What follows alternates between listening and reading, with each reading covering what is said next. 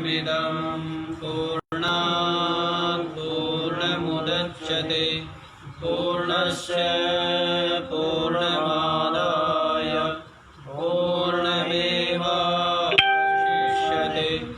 ॐ शान्ति शान्ति शान्ति।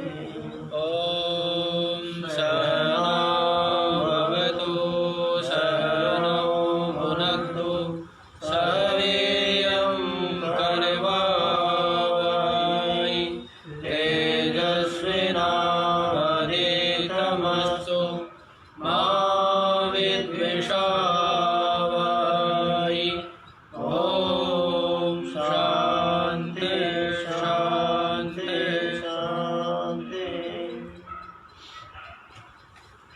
हाँ जी, क्या बतलाया है?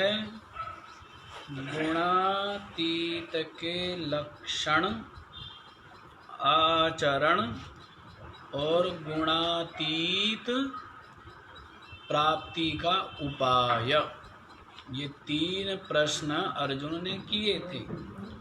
तो उन प्रश्नों का क्या है प्रतिवचन आप लोग श्रवण कर रहे हैं। तो कल बतला दिया था कि जो उदासीन के समान विराजमान है और गुणों के द्वारा जो विचलित नहीं होता। क्यों? क्योंकि इनका भी वह साक्षी है। ये जो गुण है, सत्व गुण, रजगुण, रजोगुण, तमोगुण, और इनका जो कार्य क्या, ये स्थूल सूक्ष्म कारण शरीर आदि क्या है, ये उसके कार्य है। तो इन सब में जो साक्षी भाव रखता है, इन सब में जो साक्षी भाव रखता है, तो उसके लिए बतला दिया है गुणों से के द्वारा वो विचलित नहीं होता है। गुणा वर्तन्त इत्येव, क्या गुण ही वर्त रहे, क्या गुण ही गुणों में वर्त रहे। ये बात समझ में आ जाए व्यक्ति के, तो सब कुछ सरल हो जाता है। सब कुछ क्या हो जाता है? व्यवहार भी और परमार्थ। क्या? व्यवहार और परमार्थ दोनों ही सहज और सरल हो जाते हैं। गुण ही वास्तव में गुणों में वर्त रहे हैं, ऐसा मान करके जो विराजमान है, ना इंगते अपने स्वरूप से जो विचलित नहीं। सुख में और दुख में जो सम बना रहता है, सुख की अवस्था दुख की अवस्था दोनों में जो सम बना रहता है। कल इनका विस्तार पूर्वक हो ही गया है। समान बना रहता है। स्वस्थ जो अपने स्वरूप में विराजमान, जो क्या है? अपने स्वरूप में विराजमान है। और लोष्ट अस्म और कंचन जिसकी दृष्टि में सम ही, सबके सब क्या है? समान रूप से मिट्टी ही है, समान रूप से मिथ्या ही है, दृश्य ही है। तुल्य प्रिया प्रिय, प्रिय और अप्रिय, इष्ट और अनिष्ट की प्राप्ति में जो सम बना रहता है। इष्ट अनिष्ट वैसे उसकी दृष्टि में नहीं है। उसकी दृष्टि में तो केवल एक अपनी आत्मा ही परिपूर्ण रूप से विराजमान है, और बाकी सब ये दृश्य प्रपंच भास रहा, सबका सब भास रहा। और निंदा और आत्म संस्तुति में, प्रशंसा में जो सम बना रहे, निंदा होने पर और प्रशंसा होने पर। क्योंकि निंदा और प्रशंसा को विषय करने वाला कौन? ये जीवात्मा। अब वो जीव भाव गलित हो गया। क्या हो गया? जीव भाव गलित हो गया। अब तो वो ब्रह्म भाव में प्रतिष्ठित है, आत्म भाव में। इसलिए निंदा और स्तुति किसकी है? हैं? तो मिथ्या में मिथ्या के द्वारा मिथ्या की ही निंदा और स्तुति हो रही है। प्रकृति में प्रकृति के द्वारा, एक गुण के द्वारा और गुणों की निंदा और प्रशंसा हो रही है। ये जो रहस्य है ये सहजता से बुद्धिस्त नहीं होते, ये रहस्य है कि भाई निंदा और प्रशंसा, कहते निंदा प्रशंसा नहीं करनी चाहिए। आपने ये तो सुना है कि निंदा नहीं करनी चाहिए, ये भी सुना है क्या कि प्रशंसा नहीं करनी चाहिए, ये भी सुना है। लेकिन यहाँ पर अलग और एक कदम आगे की बात है। हमारा जो सिद्धांत है, वेदांत सिद्धांत, ये तो अंतिम है ना, अंतिम कदम।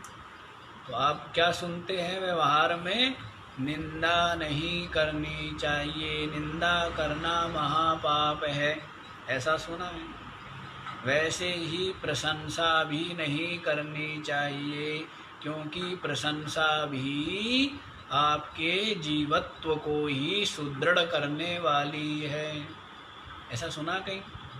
हाँ, वो यहाँ बतलाते, क्योंकि प्रशंसा की, इसका मतलब आप प्रपंच को सत्य मान रहे हैं, इसका मतलब आपकी प्रपंच में राग है, सत्यत्व बुद्धि भी है और राग भी है, इसीलिए क्या है?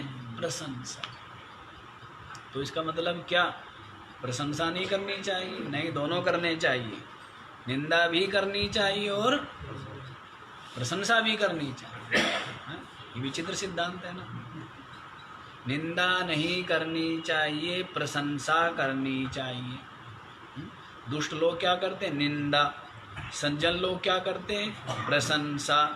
लेकिन ज्ञानी जो है वो निंदा और प्रशंसा दोनों से परे, न निंदा करनी चाहिए न प्रशंसा करनी चाहिए, और थोड़ी थोड़ी दोनों कर देनी चाहिए। निंदा भी करनी चाहिए और प्रशंसा भी करनी चाहिए, क्योंकि निंदा करने से उसके अंदर न तो ये भाव आता है मैं निंदा करने वाला हूँ, न ये भाव आता है कि मैं निंदा कर रहा हूँ और उसकी निंदा हो रही है।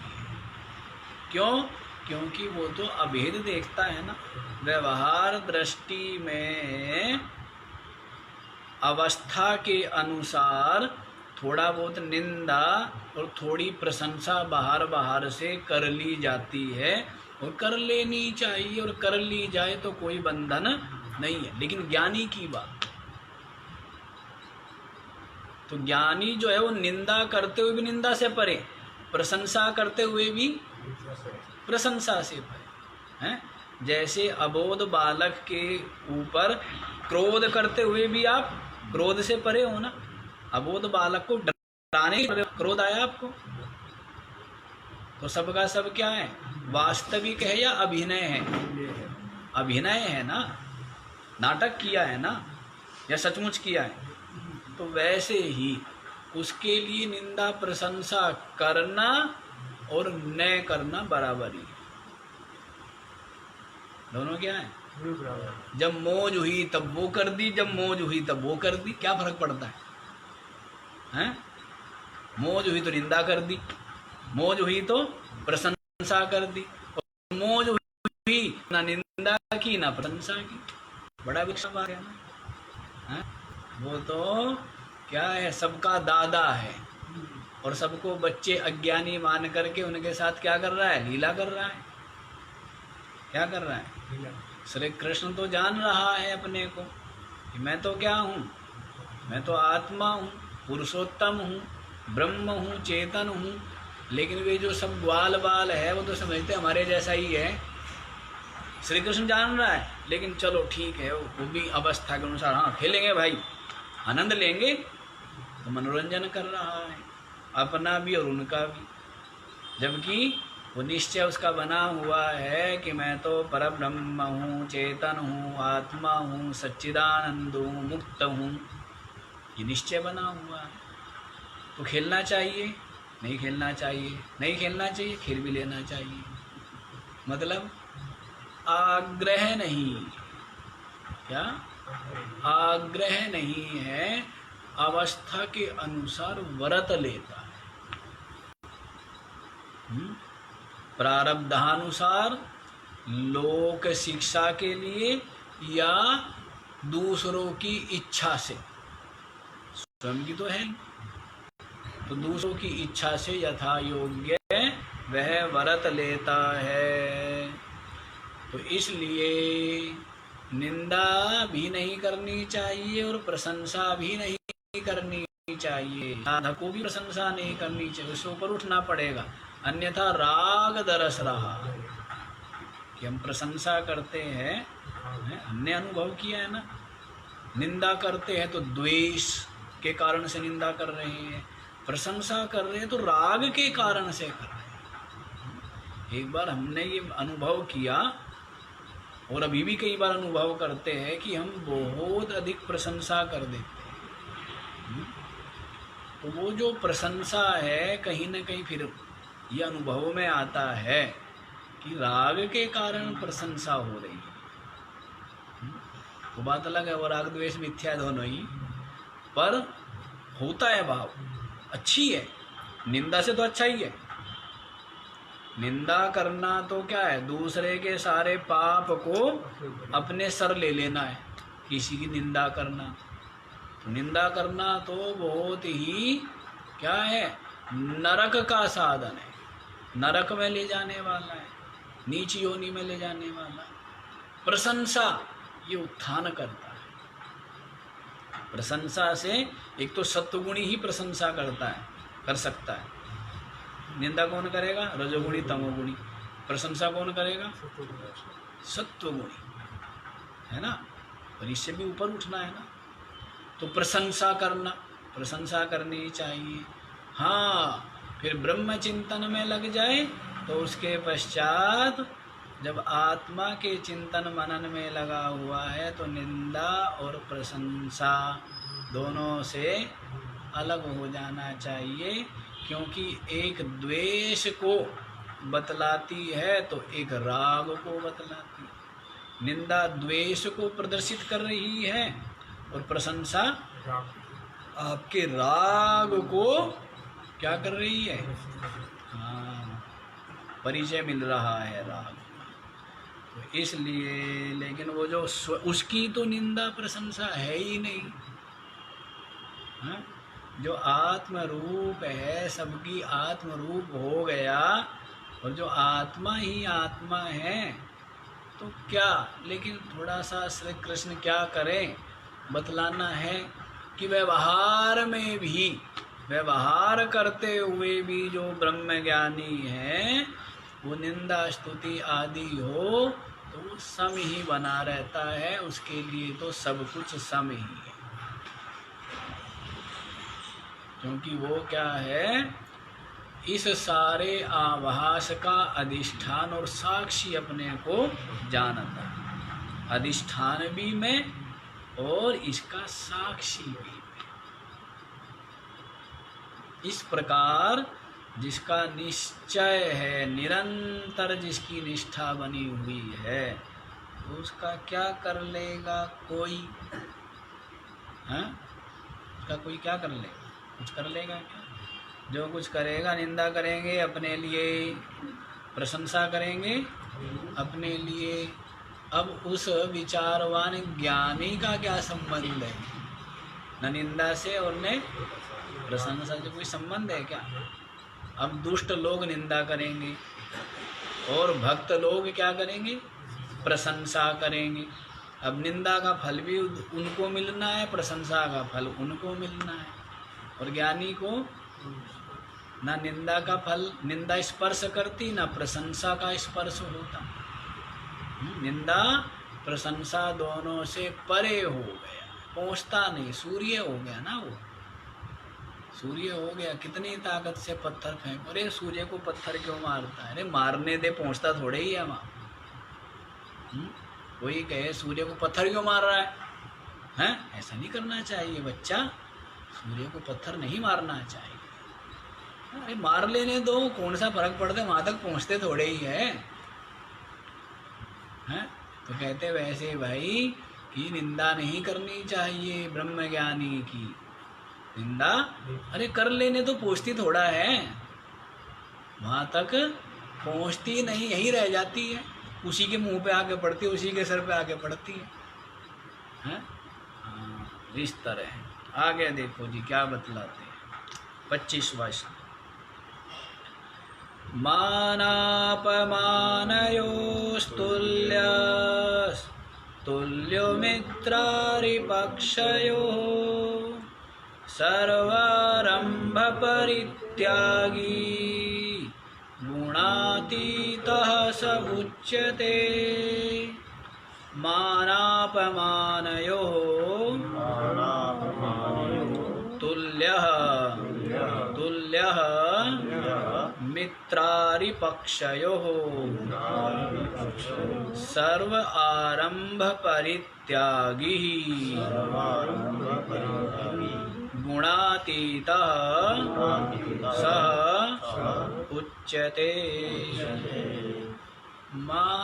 मानापमानयोः तुल्यः, मान और अपमान के होने पर जो तुल्य बना रहता है, सम बना रहता है। अब मान या अपमान होता किसका है? शरीर का होता है, और इसको मानता कौन है? अंतःकरण। अंतःकरण से हम जानते हैं कि शरीर का क्या हो रहा है, माला पहनाई जा रही है, आरती की जा रही है, हैं? और जो है मंगलाचरण जो है उसका आचरण हो रहा है, तिलक लगाया जा रहा है, तो जानता कौन है? अंतःकरण के द्वारा जान रहे हैं। तो इसीलिए वही सुख दुख अनुभव करता है। जो ज्ञानी है वो तो इनका साक्षी ही क्या है? तो मान और अपमान दोनों में ही जो सम बना रहता है। अब ये बतलाइए, इनका सेठ जी का सम्मान हो आपको फर्क पड़ता है? सेठ जी का अपमान हो आपको फर्क पड़ता है? वैसे ही ज्ञानी की दृष्टि में शरीर का सम्मान हो और शरीर का अपमान हो तो फर्क पड़ेगा क्या? क्योंकि वो तो इससे सर्वथा भिन्न अपने को साक्षी चेतन रूप अनुभव कर रहा है। उसको फर्क पड़ेगा क्या? यदि फर्क पड़ रहा है तो इसका मतलब देह में आत्मबुद्धि है। देह में क्या है? आत्म। एक बार ऐसा ही हुआ ना, ये स्वामी अखंडानंद सरस्वती वृंदावन वाले, तो ये जो है जब गृहस्थ में थे तो यहाँ आ जाया करते थे छुट्टी के समय। जब छुट्टी होती थी ना गर्मियों के समय कनखल में, तो यहाँ भिक्षु शंकरानंद जी हुए जो ऐसे खंडर में रहते थे, तो खंडर पड़े हुए थे मकान। तो जब वो रेलगाड़ी में आ रहे थे यात्रा करते हुए, तो जो इनकी सीट रिजर्व थी उस पर कोई व्यक्ति लेटा हुआ था, जगह बचा के ये भी कोने में बैठ गए। अब वो इनको लात मारने लगा। अब ये विचारवान तो थे ही, तो उन्होंने कुछ नहीं कहा कि चलो, लेटा लेटा लग गई होगी, कोई बात नहीं, जिसको जैसी समझ। फिर वो इनको अपशब्द बोलने लगा, तो इनको दुख हुआ। सहन तो किया लेकिन दुख हुआ। उसके बाद आकर के ये सारा वृतांत उनको सुनाया संत को, भिक्षु शंकरानंद जी महाराज। महाराज ऐसे ऐसे मेरे साथ घटना घटी। तो उन्होंने कहा भाई जहाँ आप बैठे थे वहाँ पर तो लात ही लगती है, जहाँ पर आप बैठे थे वहाँ पर तो लात ही लगती है। मतलब शरीर में बैठे थे ना, देह को मैं मान रहे थे, इसीलिए लात आपको लग रही थी। यदि शरीर को मैं ना मानते तो लात आपको लगती क्या? अभी शरीर को मैं मान रहे थे तो लात किसको लग रही थी? आपको लग रही थी। और जब शरीर को मैं नहीं मानेंगे तब फिर लात किसको लगेगी? मिट्टी को लगेगी, शरीर को लगेगी, आपको तो नहीं लगेगी ना। उन्होंने कहा जहाँ आप बैठे थे वहाँ लात ही लगती। अर्थात देहात्म बुद्धि वालों को तो क्या है, लात पड़ती रहती है निरंतर, जिनकी देह में आत्म बुद्धि है। तो वैसे ही यदि मान अपमान का अनुभव हो रहा है, इसका मतलब देहात्म बुद्धि बनी हुई है। क्या बनी हुई है? देह में आत्म बुद्धि बनी हुई है। तो मान अपमान में जो तुल्य ही, जो संसारी है वो सम्मान चाहता है, जो साधक है वो अपमान चाहता है। क्या साधक क्या चाहता है? अपमान चाहता है। और ज्ञानी जो है वो कुछ नहीं चाहता है। अज्ञानी संसारी क्या चाहते हैं? सम्मान। साधक क्या चाहता है? अपमान, जिससे कि मेरा अहंकार गलित हो, जिससे कि मेरा मैं मिटे, जिससे कि मेरे अंदर सहन शक्ति और धैर्य और क्षमा का भाव प्रतिष्ठित। मैं साधक हूं, लेकिन यूं ही मत समझ लेना किस बात का साधक है? हैं? किस बात का साधक है? जब किसी की सुननी नहीं, किसी की माननी नहीं, किसी की समझनी नहीं, किस बात का साधक है? साधक हुआ है। साधक के लिए क्या बतलाया? अपमान अमृत है। क्या सेठ जी? हैं? क्या कहा है? अमृत है। अब आप क्या चाहते हो कि हमारा सम्मान मिले, परोस करके सम्मान मिलना चाहिए। आज का समय तो ऐसा हो गया कि लोग महात्माओं से सम्मान चाहते हैं। जिन गुरु के पास जाएंगे ना, या किसी संत के पास, तो ये चाहेंगे कि हमारा क्या करे, वो सम्मान करे। क्या यही लेने गया था? ये तो मेरे को पहले ही बहुत मिल रहा था संसार में, ये रहता, वहां क्या लेने गया था? है? वहां पर तो अनुशासन लेने के लिए जाना चाहिए ना, जिससे कि मेरा अहंकार गलित हो, अपमान हो, ठेस लगे। लेकिन संत के से भी क्या चाहते हैं? हम रहे पिछले जन्म के साधु, तो हमारे साथ बड़ी समस्याएं आई, क्योंकि हम तो पिछले जन्मों के साधु। तो अब दुनिया, आज का वातावरण भिन्न, तो फिर हम जब व्यवहार में आए तो हम देखें कि लोग आते तो है, संत को प्रणाम तो करते हैं, माथा तो टेकते हैं, लेकिन सम्मान चाहते। फिर कहते कि हम तो वहाँ गए थे और उन्होंने हमारा सम्मान नहीं किया। तो मेरी समझ में नहीं आता था, मैं सोचता था ये क्या है, क्या चीज़ ये, क्योंकि हम अलग वातावरण में रहे और कुछ पहले संस्कार, पहले भी साधु रहे होंगे ना, तभी तो बुद्धि इस तरह की बुद्धि। तुम सोचते ये है क्या तमाशा? माथा पटकते हैं, दंडवत करते हैं और फिर ये चर्चा करते हैं कि हमें सम्मान नहीं मिला। तो ये रहस्य बहुत दिनों बाद समझ में आए, अब तक भी पूरे नहीं आए। ये रहस्य जो है ना, इसको ये द्वैत आचरण, ये समझ में नहीं आया अब तक भी, कि व्यक्ति सोचता कुछ है, करता कुछ है, बोलता कुछ है, चाहता कुछ और ही है, इसका पता ही कुछ नहीं है। विचित्र खो पड़ी है। तो साधक संत के कहा भी है, संत मिलन को चालिए तज माया अभिमान। किसी संत के पास जाए तो माया, माया माने छिपाव, चालाकी, है कुछ दिखावे कुछ। माया किसको कहते हैं? है तो कुछ और दिखावे कुछ और, है ना। बड़े विनम्र, कोई पूछो मत कि भाई इनके बराबर कोई विनम्र।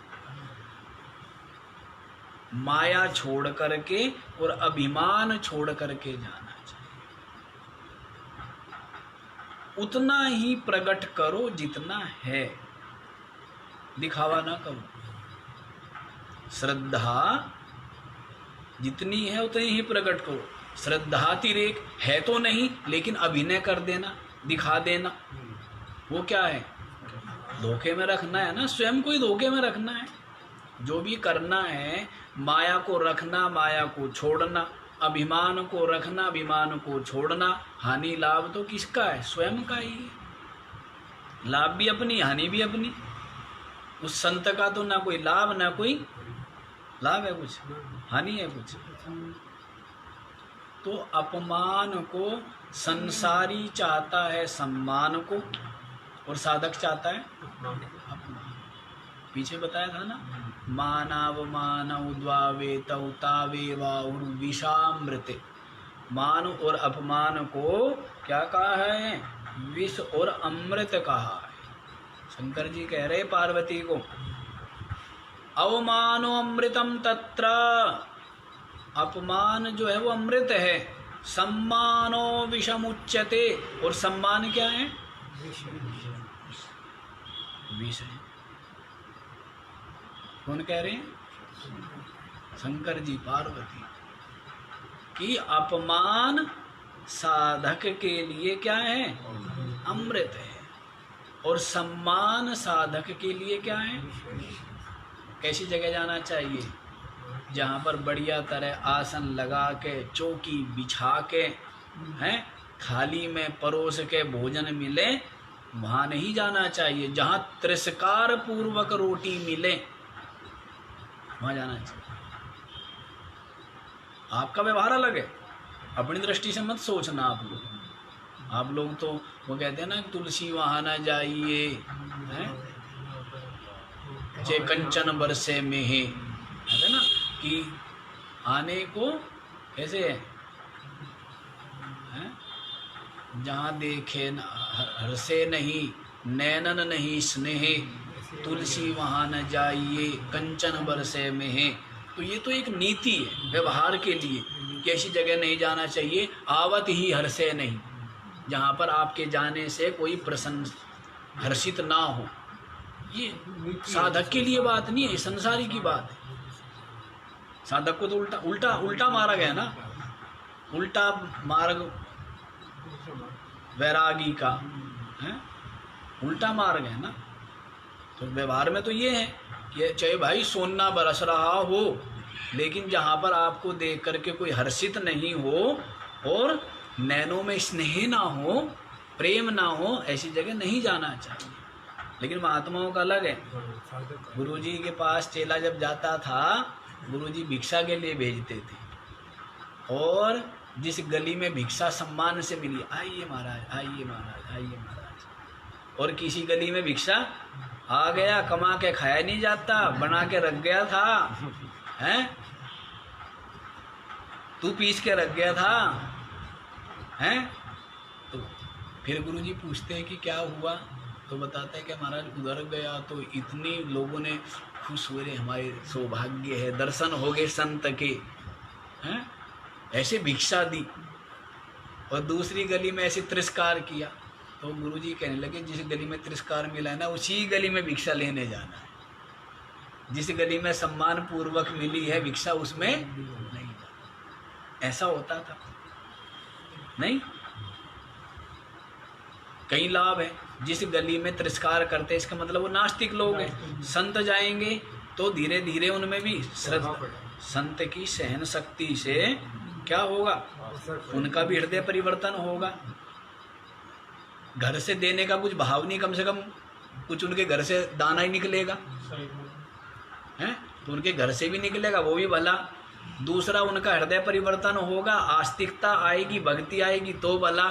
दूसरा, अपना अहंकार गलित तो होगा, अपने सहन शक्ति आएगी, धैर्य आएगी, चित्त स्थिति का पता लगेगा, भला ही भला। दोनों तरफ क्या है? क्या रोज जाते थे मर्जी तो उसका पुरस्कार होता था। एक दिन वो पोछा लगा रही थी, उसके बाद बच्चा भी खोजी था पोता होता, उसने उठा के पोछा ही महाराज जी के पास वही दे दिया, वही उसको दे दिया। हाँ, वही धो लिया, वही कहते दीपक बत्ती आदि बना ली, इस तरह धो धा कर। तो इस तरह है, पोता भी हो गया, बोला पोछा दिया तो तेरे को पोता हो जाए, आशीर्वाद दे दे, या आशीर्वाद दे। समझ आया? तो कहने का दोनों जगह क्या हो गया, उनको भी लाभ है और उनको भी, संत को भी अपनी स्थिति का पता लगा। तो इसलिए अपमान क्या है? मीठा लगता है? क्या महाराज इतना खारा, इतना कड़वा तो कुछ भी नहीं है, हैं? कि ना जहर भी इतना कड़वा नहीं जितना अपमान कड़वा है, नहीं? जितना अपमान कड़वा है, एक क्षण में छोटे छोटे बालक, जवान बालक, बूढ़े आदमी, एक क्षण में, नहीं? विष से भी ज्यादा कड़वा क्या है? अपमान है, नहीं है? किनके लिए? सांसारिक बुद्धि वालों। बात साधक जो है उसको क्या मानता है? अमृत मानता है, और ज्ञानी दोनों से परे हैं, अपनी आत्मा को ही देखता है। वो तो ऐसी कह रहे हैं, समझा रहे हैं, मान और अपमान में जो तुल्य बना रहे, सम बना, तुल्य मित्रारि पक्षयो, मित्र और जो अरि शत्रु पक्ष में, दोनों में क्या बना रहे? जो सम बना रहे। उसका कोई मित्र या शत्रु है क्या? उसका नहीं है, लोग मानते हैं। सुग्रीव मानता है कि राम मेरा मित्र है, रावण मानता है कि राम मेरा। अब राम से पूछो, राम से पूछो तो राम की दृष्टि में न कोई मित्र है न कोई, है ना? वो किसने मित्र माना? सुग्रीव ने। राम को मित्र कौन मान रहा है? शत्रु कौन मान रहा है? रावण बाली। राम से पूछो तो ना कोई मित्र। तो यहाँ मित्र और अरि जो पक्ष है वो कौन मानते हैं? लोग मानते हैं, उसकी दृष्टि में नहीं है। ऐसे देखे होंगे आपने, ऐसे महात्मा, जैसे राम जी का ही बता रहा हूँ कि ऐसे महात्मा, तो कुछ लोग तो उनको क्या मानते हैं?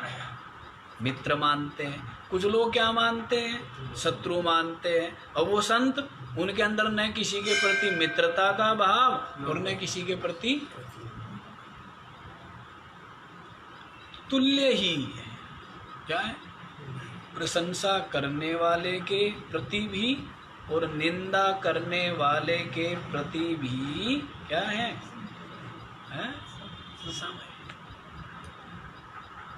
बड़ा उस समय पूर्व तक हम ये सब चीज़ें बस पढ़ने, सुनने, समझने, जानने और बस वहीं तक ही समझते थे, अन्यथा असंभव आचरण मानते थे। हम देखते थे जैसे हमें कई घटनाओं का पता लगा अपने गुरुजी का, तो वो माई बताती रहती थी, बूढ़ी माई थी ना, तो जैसे कोई व्यक्ति निंदा कर रहा है और खूब निंदा कर रहा है जितना वो कर सकता है समाज में, और किसी ने महाराज जी को भी बता दिया कि जी वो व्यक्ति आपकी निंदा करता है या आपके विषय में वो कहता है।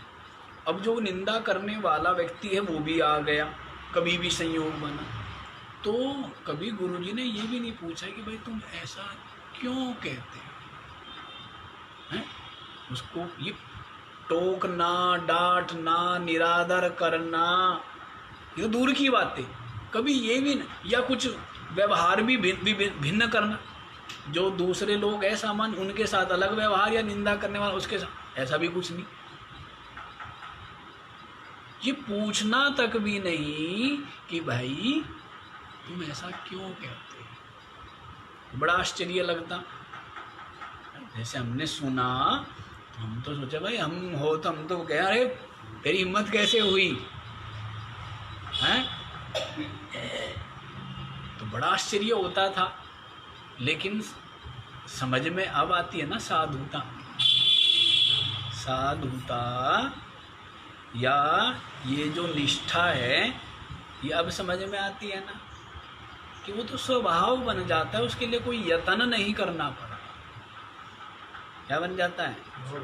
सब उसकी अपनी आत्मा ही है। सारा का सारा दृश्य प्रपंच आभास रूप है। तो उसका इन सब बातों से कोई स्पर्श नहीं होता है। वो निंदा करे, प्रशंसा करे, जो करे, वो तो आत्मरूप है ना। तो वहां तक इन सब चीजों का संग नहीं होता। लेकिन पहले तो हमें बड़ा आश्चर्य होता था, ये कैसे संभव है, ये तो असंभव ही है, ये कैसे हो सकता है, ये तो हो ही नहीं सकता, ये तो गलत है। बल्कि हो न सकने की भाई तो गलत है भाई। कोई आदमी गलत करे तो उसको क्या करना चाहिए? दंड देना चाहिए, सबक सिखाना चाहिए, ऐसा ना। हाँ, लेकिन वो वृत्ति अलग है। लेकिन ये संत वृत्ति, आत्मवृत्ति, ब्रह्म रूप जो जानता है तो वो ऐसी। ये सब क्या है? अबूझ पहेलियाँ हैं। बड़े रहस्य की बात है। अभी आप पढ़ रहे हो, समझ रहे हो, लेकिन जरूरी नहीं है कि बुद्धि में भी समझ में आ गई हो, मतलब बैठ गई हो। ये तब कब आती है?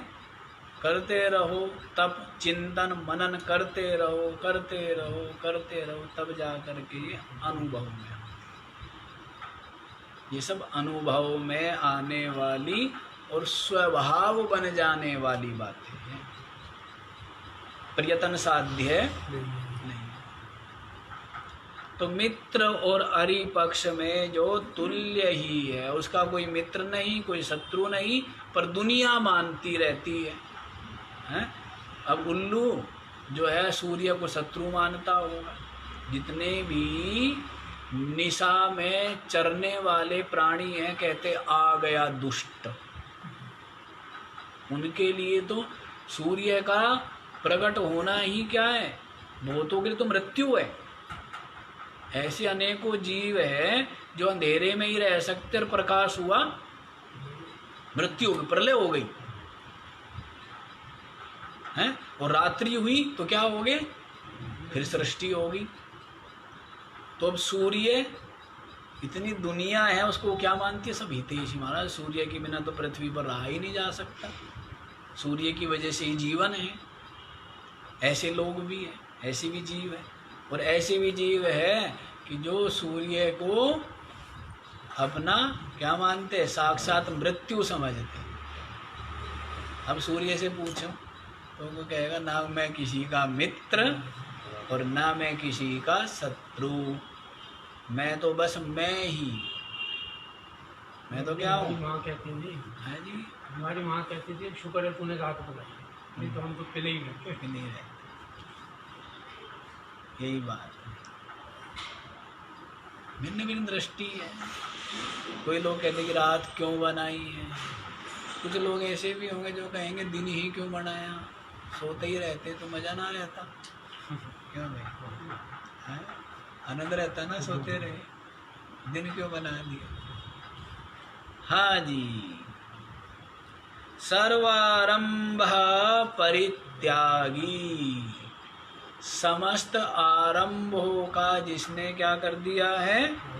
परित्याग कर दिया है। जितने भी आरंभ करता है तो दृष्ट अदृष्ट फल के लिए आरंभ करता है। कर्मों का आरंभ, कर्मों का आरंभ दृष्टादृष्ट फल भोगार्थ ही करता है। स्वर्ग आदि की प्राप्ति के लिए, धर्म या पुण्य की प्राप्ति के लिए, या सांसारिक जो पद पदार्थ है उनके लिए ही तो कर्मों का क्या करता है, आरंभ करता है। तो जो सब प्रकार के कर्मों के आरंभ का जिसने क्या कर दिया है, परित्याग कर दिया है। शारीरम केवलम कर्मा कुर्वन्नापनोति किल्बिषम, पीछे सुना था ना, जो केवल शरीर निर्वाह मात्र के लिए कर्म करता है।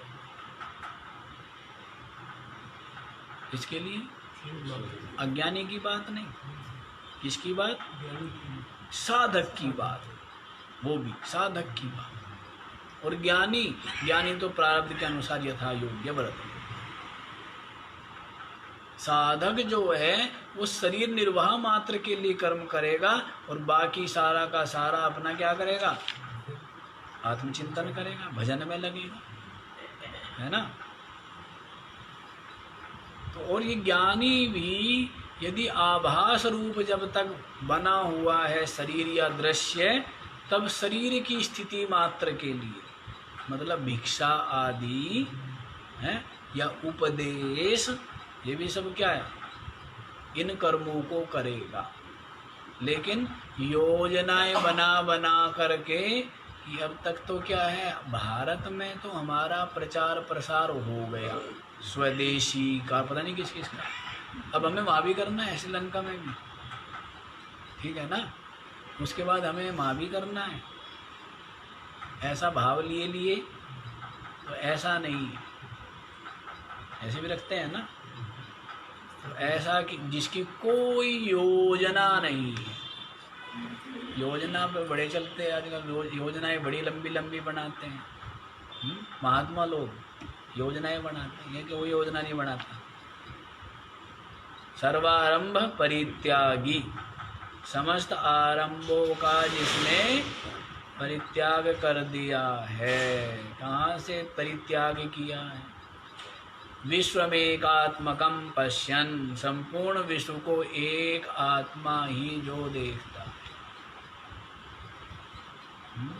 संपूर्ण विश्व को एक आत्मा अपना स्वरूप ही जो देखता है, तो वो क्या आरंभ करे और क्या अनारंभ करे। तो आरंभ अनारंभ संसारियों की दृष्टि में है, उसकी स्वयं की दृष्टि में तो सदा ही अचलता है। सदा ही क्या है, अचल रूप है ना, ध्रुव रूप है, अविचल है, अपने स्वरूप में विराजमान। सर्वारंभ परित्यागी सा गुणातीतः उच्यते, उसको क्या है, गुणातीत कहते हैं, उसको गुणातीत कहा जाता है। समझ आया इसको। मान अपमान में जो सम बना रहे, मित्र और शत्रु पक्ष में जो सम बना रहे, और समस्त आरंभों का जिसने परित्याग कर दिया है, कामना युक्त होकर के किसी कर्म में प्रवृत्त, कामना युक्त होकर सहज ही प्रवृत्त है, तो क्या है, गुणातीतः उच्यते। वह गुणातीत उसको कहते हैं, कहा जा गुणातीत। ये सब बड़े ही 12वें अध्याय के अंत के श्लोक और ये 14वें अध्याय के अंत के जो श्लोक है, ये साधक ज्ञानी के लक्षण हैं। और साधक के क्या है, ये साधक के लिए साधन है, उपाय। साधक के लिए उपाय है और ज्ञानी का स्वरूप बतलाए गए, इसलिए इनका खूब चिंतन मनन। ये जो है हीरे मोती से भी ज्यादा मूल्यवान है, कीमती है। इसके लिए जिज्ञासु के लिए संसारियों के लिए नहीं है, जिज्ञासु। तो आगे देखो जी, आगे क्या बतलाते हैं। माम च यो व्यभिचारेण भक्ति योगेन सेवते सगुणान् समतीत्यैतान् ब्रह्म भूयाय कल्पते। मां च य अव्यभिचारेण भक्ति योगेन सेवते स गुणान् समतीत्य एतान् ब्रह्म भूयाय कल्पते। च माने और, यह माने जो, माम माने मुझ परमात्मा को, अव्यभिचारेण भक्ति योगेन व्यभिचार रहित, व्यभिचार रहित माने निरंतरता के, निरंतरता से युक्त। जो अव्यभिचारी माने व्यभिचारी नहीं है, जिसका चित्त व्यभिचरणशील नहीं है कि कभी कहीं पर लग जाए और कभी कहीं पर। मुझ हृदय में स्थित अपनी आत्मा का, माम से अभिप्राय यहाँ पर आत्मा से भिन्न किसी ईश्वर के चिंतन की बात नहीं है। अपने आत्मा से भिन्न किसी परमात्मा या किसी ईश्वर या किसी भगवान के चिंतन की बात नहीं है। किसकी बात है?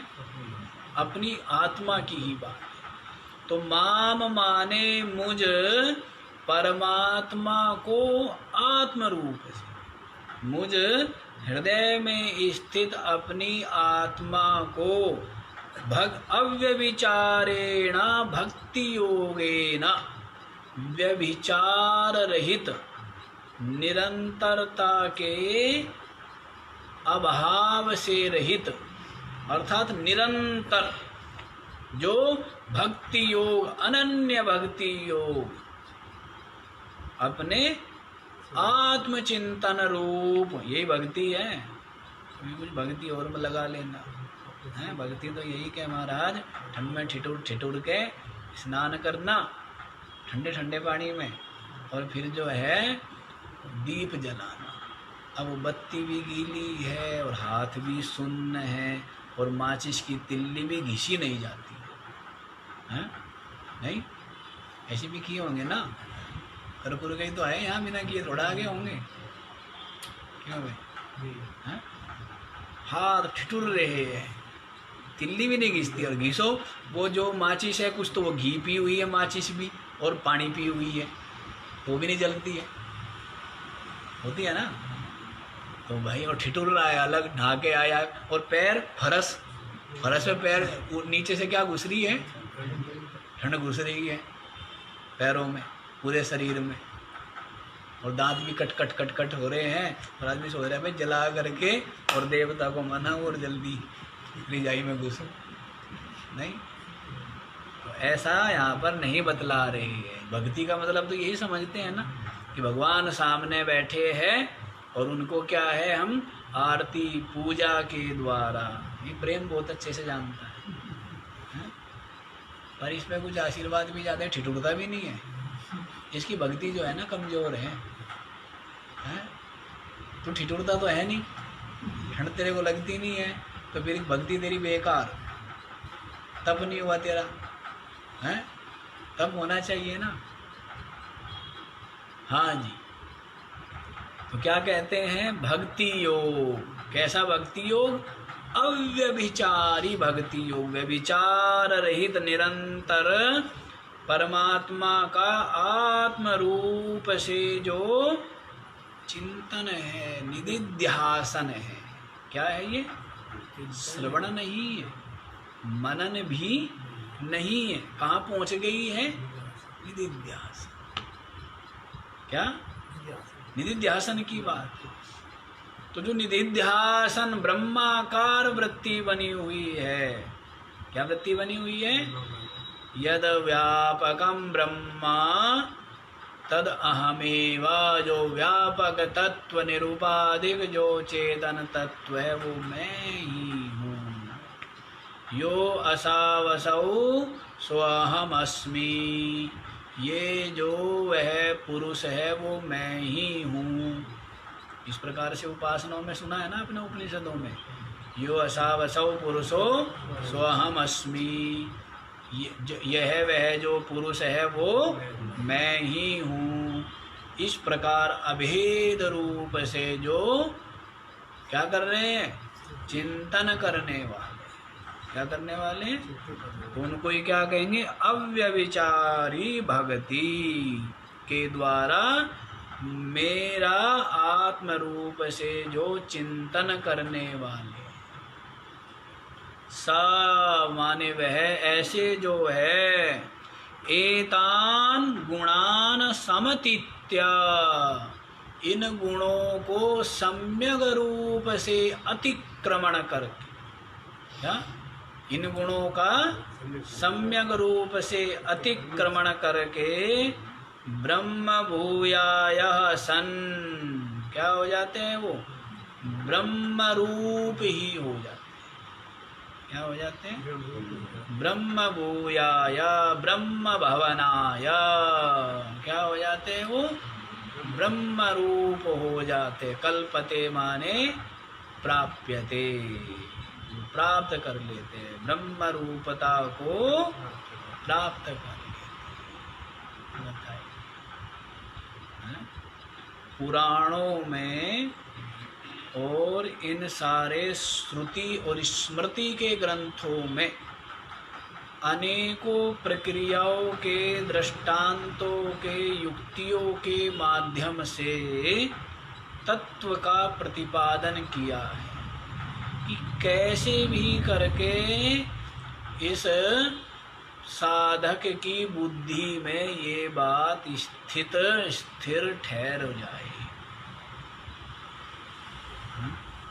अनेकों प्रकार से कैसे कैसे समझाया है, कर्म के द्वारा, उपासना के द्वारा, ध्यान, जप, तप, व्रत, हैं, कैसे कैसे समझाए, समझ में आ जाए। क्या समझ में आ जाए? कि वह हृदयस्थ जो आत्मा है अर्थात मैं चेतन, वही ब्रह्म रूप है और संपूर्ण नाम रूपात्मक दृश्य प्रपंच का अधिष्ठान। ब्रह्म सत्य जगद मिथ्या जीव ब्रह्मैव, ये जीव जो है ब्रह्म ही है।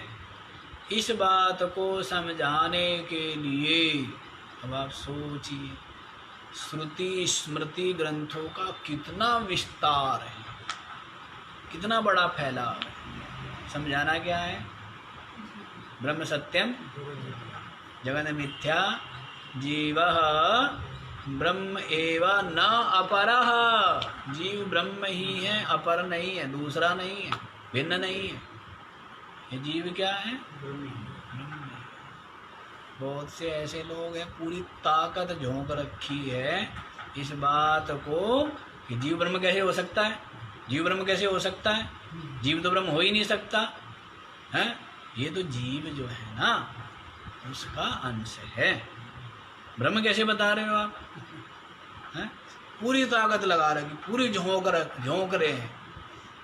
इस बात को खंडन करने के लिए सारी शक्ति सामर्थ्य ताकत लगाई हुई है कि क्या ये जीव जो है ब्रह्म, अरे स्पष्ट श्रुति घोषणा कर रही है, अयम आत्मा ब्रह्म प्रज्ञानम ब्रह्म तत्वमसि अहम ब्रह्मास्मि। क्या उद्घोष है? श्रुति स्मृति युक्ति और स्व अनुभव सबके द्वारा क्या सिद्ध होता है? ये जीव ब्रह्म ही है। जीव क्या है? अरे बात समझो भाई, वास्तविकता। क्या नहीं महाराज, डर लगता है। भगवान सर पे हो तो निर्भयता रहती है, नहीं? भगवान कोई हो तो क्या रहती है? निर्भयता रहती है। हम खुद भगवान बन जाएंगे तो बड़ा गड़बड़ हो जाएगा, वो जिम्मेदारी आ जाएगी, नहीं? फिर किसके आगे रोएंगे, किसके आगे प्रार्थना करेंगे? चाहिए ना, आदमी को चाहिए ना, नहीं? तो कोई कह तो रहा था कि वो चाहिए, दूसरा चाहिए। क्या चाहिए? भगवान के पास जाए, कम से कम रो ले, भगवान को कह ले। आप तो हमें ही भगवान बना दोगे, फिर रोएंगे किसके आगे, कहेंगे किसे? हैं? तो कोई होना चाहिए, नहीं? कि बैठी हुई है आपके हृदय में, हाँ करो या ना करो, हैं? बैठा हुआ है ना? नहीं बैठा हुआ है? हाँ, द्वैत में ही रचा पचा हुआ। अरे रोने की जरूरत क्या, हंसने की जरूरत क्या? जो आनंद में प्रतिष्ठित हो गया, जो आनंद में प्रतिष्ठित हो गया, शोक मोह भय क्लेश से परे हो गया, है? जो सच्चिदानंद शुद्ध बुद्ध मुक्त नित्य चेतन परमानंद अद्वैत स्वरूप में प्रतिष्ठित हो गया, तो अब रोना क्या और हंसना क्या और जागना क्या और सोना क्या? अब क्या? बस वो वैसा का वैसा ही विराजमान है, पर पता नहीं ऐसा आदमी का आग्रह बना रहता है। नहीं जी, भगवान तो होना चाहिए अपने से अलग। इसके पास और भी नहीं कुछ तो बना लेता है मूर्ति, किसी न किसी की फोटो ही ला के धर लेगा। भगवान होना चाहिए ना, अपनी कह सकूं। और भगवान सुनाना शुरू कर देगा ना, जिस दिन जिसको भगवान मान रहा है उस दिन कहेगा तू भगवान नहीं। भगवान वो उसी दिन तक है जिस दिन तक सुनता है, और जिस दिन सुनाना शुरू कर दे, ये शंकर जी की सब लोग पूजा करते हैं जा जा करके। क्यों? अपनी सुना जाते, अगला कुछ कहता है नहीं। और वो भी कहने लग जाए कि भाई तुम ऐसा क्या किया करो, 2 बजे उठ करके जो है वो तुम्हें ध्यान करना है। तो कहेंगे ये तो खतरनाक है भाई, यहाँ नहीं आना। भगवान कौन? भगवान जो है व्यक्ति को गूंगा पसंद है, गूंगे ठीक लगते हैं, नहीं? सबको गूंगे चाहिए। मालिक भी नौकर कैसा चाहता है? गूंगा चाहता है ना, बोलने वाला नहीं। बोलेगा भाई, बोलना खतरनाक है, गूंगा होना चाहिए ना। तो भगवान कैसे चाहिए? बोलने वाले गूंगे हैं? गूंगे भगवान चाहिए, जो हमारी सुने सारी और बस कर दे, और बोलने नहीं। बोलना तो फिर गड़बड़ी है, फिर तो वो अपना कहती है वो घरवाली और अपना घरवाला ही ठीक था, ये भगवान के पास क्या लेना है। अच्छा, तो इस प्रकार से जो मुझ अविनाशी आत्मा का आत्मरूप से अव्यविचारी भक्ति योग के द्वारा जो सेवन करते हैं, चिंतन करते हैं, भजन करते हैं, वे इन 3 गुणों को अच्छी प्रकार से अतिक्रमण करके ब्रह्म भूयाय कल्पते, ब्रह्म रूपता को प्राप्त हो जाते हैं, प्राप्त कर लेते हैं, ब्रह्म रूप हो जाते हैं। आगे वाला भी सुन लो भाई, अंतिम श्लोक सुन लीजिए भाई, इस अध्याय का, 14 अध्याय। ब्रह्मणो हि प्रतिष्ठा ममृतस्य व्ययस्य च शाश्वतस्य च धर्मस्य सुखस्यैकान्तिकस्य च। ब्रह्मणः हि प्रतिष्ठा अहम् अमृतस्य अव्ययस्य च शाश्वतस्य च धर्मस्य सुखस्य एकांतिकस्य च। ही माने यस्माद्, जिसलिए, अहम ब्रह्मणः प्रतिष्ठा, मैं ब्रह्म की प्रतिष्ठा। मैं क्या हूँ? अर्थात ब्रह्म हूँ। जो मेरी आत्मा है वो क्या है? वो ब्रह्म रूप। वो क्या है? जो व्यापक परमात्मा है निरूपाधिक, उसका मैं क्या हूँ? प्रतिष्ठा हूँ। सबकी प्रतिष्ठा मैं ही हूँ। सब मेरे आश्रित ही प्रतिष्ठित है। सब किसके आश्रित प्रतिष्ठित है? मुझ आत्मा के आश्रित ना। तो इसलिए जो व्यापक ब्रह्म है, क्या बदला है? उसके लिए विशेषण दिया है, अमृतस्य अव्ययस्य च। ब्रह्म का विशेषण जो अविनाशी, मृत माने विनाशी और अमृत माने, तो जो अमृत माने अविनाशी जो ब्रह्म है, और अव्यय माने जो निर्विकारी, व्यय माने जिसमें विकार हो, और अव्यय माने जो अविकारी। तो जो अविनाशी अविकारी जो ब्रह्म है, मैं उसकी क्या हूँ? अहम प्रतिष्ठा। मैं उसकी प्रतिष्ठा हूँ, अर्थात ब्रह्म रूप। वो भजन का प्रकार बता रहे। अव्यभिचारिणी भक्ति जो है ना, एक तरह से वो उसका व्याख्या है। इस प्रकार से वो चिंतन करता है। अव्यभिचारी भक्ति बताई ना पीछे, कि मुझ आत्मा का जो अव्यभिचारी भक्ति योग से सेवन करते, वो अव्यभिचारी भक्ति बता रहे हैं। वो क्या है? कि जो अविनाशी निर्विकारी जो ब्रह्म है, मैं उसकी प्रतिष्ठा हूँ, अर्थात मैं ब्रह्म हूँ। क्या? शाश्वतस्य च धर्मस्य प्रतिष्ठा अहमेव। प्रतिष्ठा को सब जगह जोड़ दें। जो शाश्वत धर्म है, शाश्वत धर्म क्या है? ये ज्ञान ही शाश्वत धर्म है। बाकी सब अशाश्वत है, सब अनात्मा है, सब मिथ्या है। जितने भी धर्म हैं सबके सब क्या है? अनात्म रूप है। एक ही धर्म है, क्या? कि मैं आत्मा सच्चिदानंद रूप मुक्त हूँ। ये जो ज्ञान है यही धर्म है। ये जो ज्ञान है ना, आत्मा का ज्ञान, यही शाश्वत धर्म है। यही क्या है? ये शाश्वत धर्म क्यों है जी? ये नष्ट नहीं होता क्या ज्ञान? तो कहते हैं नष्ट तो ये भी हो जाता है, लेकिन अविनाशी की प्राप्ति का साधन होने से इसको भी क्या कह दिया? अविनाशी कह दिया।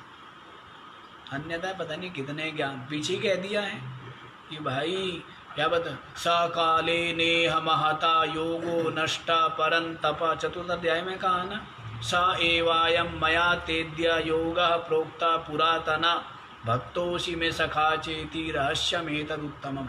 मैंने इस ज्ञान को किसको सुनाया था? विवस्वते, सूर्य को सुनाया था। प्रोक्तवानम अव्ययम, विवस्वत ने किसको सुनाया था? मनु को सुनाया था। मनु ने इक्ष्वाकु को सुनाया था। और इस प्रकार ही आगे बढ़ रहा था, लेकिन महता कालेन नष्टः, लंबे समय में क्या हो गया? ये धीरे धीरे नष्ट हो गया। स एवायम मया तेद्य, आज मैं वही ज्ञान तेरे को बता रहा हूँ, क्योंकि तू मेरा भक्त है, प्रिय। तो ज्ञान तो नष्ट हो जाता है, लेकिन शाश्वत धर्म इसलिए ज्ञान को कह रहे हैं क्योंकि शाश्वत तत्व की प्राप्ति का साधन होने से। तो शाश्वतस्य च धर्मस्य प्रतिष्ठा अहमेव। शाश्वत धर्म जो ज्ञान है, इसकी प्रतिष्ठा भी क्या है? इसका भी आश्रय मैं ही। सुखस्य एकांतिकस्य च, और जो एकांतिक जो सुख है, मोक्ष, एकांतिक सुख जो मोक्ष है, परम पद है, उसकी प्रतिष्ठा भी अहमेव, मैं ही हूँ। अर्थात मैं ब्रह्म नित्य मुक्त सच्चिदानंद रूप हूँ। ये जो चिंतन है यही अव्यभिचारी भक्ति योग है। समझ आया? मैं ब्रह्म अविनाशी निर्विकारी ब्रह्म की प्रतिष्ठा हूँ, शाश्वत धर्म की मैं ही प्रतिष्ठा हूँ, और जो एकांतिक सुख है मोक्ष उसकी भी प्रतिष्ठा मैं ही हूँ। अर्थात सबका अधिष्ठान मैं और सब कुछ मेरे में अध्यस्त कल्पित आभास रूप, और मैं मुक्त हूँ।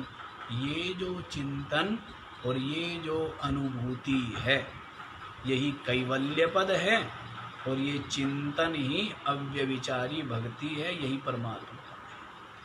तो इस प्रकार से इतना सुंदर 14 अध्याय जो गुणत्रय विभाग योग नाम से कहा गया है परिपूर्ण होता